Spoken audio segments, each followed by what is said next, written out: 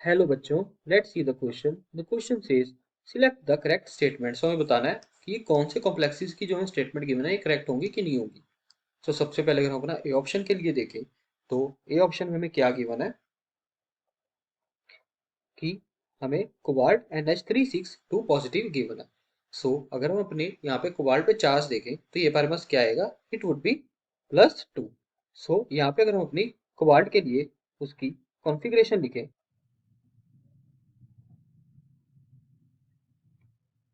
So it would B 3d7 4s2।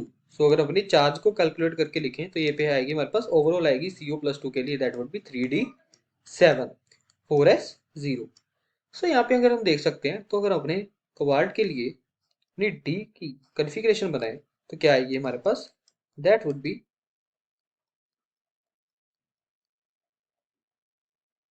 Like this. So हम देख सकते हैं कि यहाँ पे हमारे पास 3 इलेक्ट्रॉन जो है वो अनपेयर्ड है। सो ये पैरामैग्नेटिक नेचर शो करेंगे। सो ये option would be correct.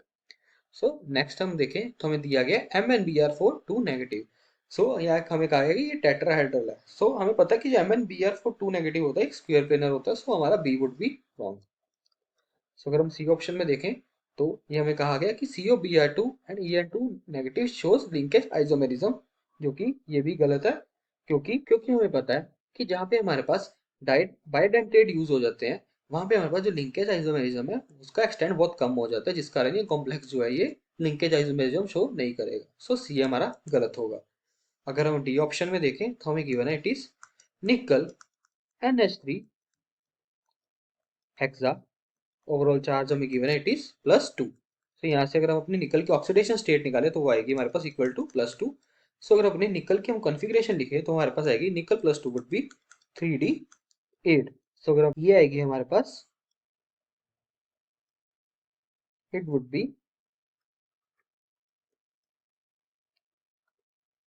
Like this. So यहाँ पे अगर हम देखें तो हम देख सकते हैं कि हमारे पास दो अनपेयर्ड इलेक्ट्रॉन बच रहे हैं। बट हम देख सकते हैं कि जो NH3 है एक स्ट्रॉन्ग फील्ड लिगेंड है, बट स्टिल हमारे पास दो इलेक्ट्रॉन बच रहे हैं।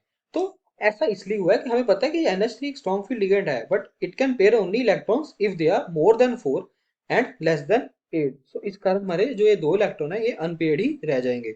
सो हमारा जो कॉम्प्लेक्स बनेगा वो क्या बनेगा, that would be not an inner orbital complex, so it would be an outer orbital complex।